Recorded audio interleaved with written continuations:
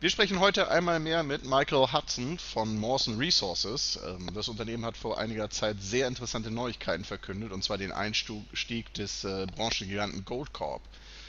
Und außerdem läuft jetzt ein neues Bohrprogramm, worüber wir uns auch mal neu informieren lassen wollen. Michael, welcome. Welcome back. I have to say, we talked a couple of weeks ago. Since then, there's been some very interesting developments. Among other things, Goldcorp took a position in Mawson.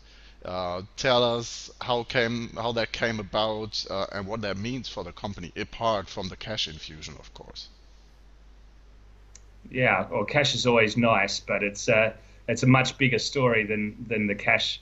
Absolutely, Björn, and thank you for having me again. So the majors, from a holistic point of view, need to replace their dwindling reserves around the world, and they're not doing it themselves, and they need to go to the juniors who generally make these kind of discoveries in the space. No doubt the majors have some great exploration teams, but they just don't have the bandwidth to cover lots of different jurisdictions and make the discoveries. So the Goldcorp investment is what majors do, and they're putting an option or taking some optionality in this discovery. It's a huge validation of the project, no doubt, and what we've been telling people for quite a long time, and what we talked about in our last interview, no doubt.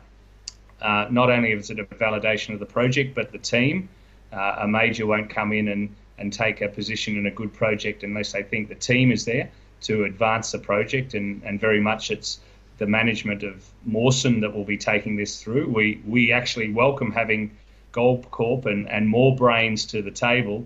I mean, they say that if you have two geologists in the room, you have three opinions, and it's second-guessing nature. So we welcome that technical expertise to the table, but no doubt a great validation for the project and the people involved. As you said, you're advancing it, and you're doing it as we speak. You were on site recently, heard, or you told me, and you're drilling. I think 4 rigs are running at the moment at the, I don't know really how to pronounce that, Rajapalodrompas project, and in Finland. Can you tell us a bit more? What are you doing? What are you trying to achieve? Yeah, we've got actually 3 rigs there today that are drilling 24/7, and they've been there for the last 3 to 4 weeks. And our first results will come out pre-PDAC, so over the next week. We're eagerly anticipating results ourselves. We've got a 15-kilometre drill program for this winter, which will take us through to mid-April. It's a winter-based program. They're quite wet areas, and in the areas we're drilling, we're only permitted to drill during winter. So we'll actually bring more rigs in and take it up to 5 rigs in the coming weeks to ensure that we can get that 15 kilometres in. The aim of the drill program is twofold, really.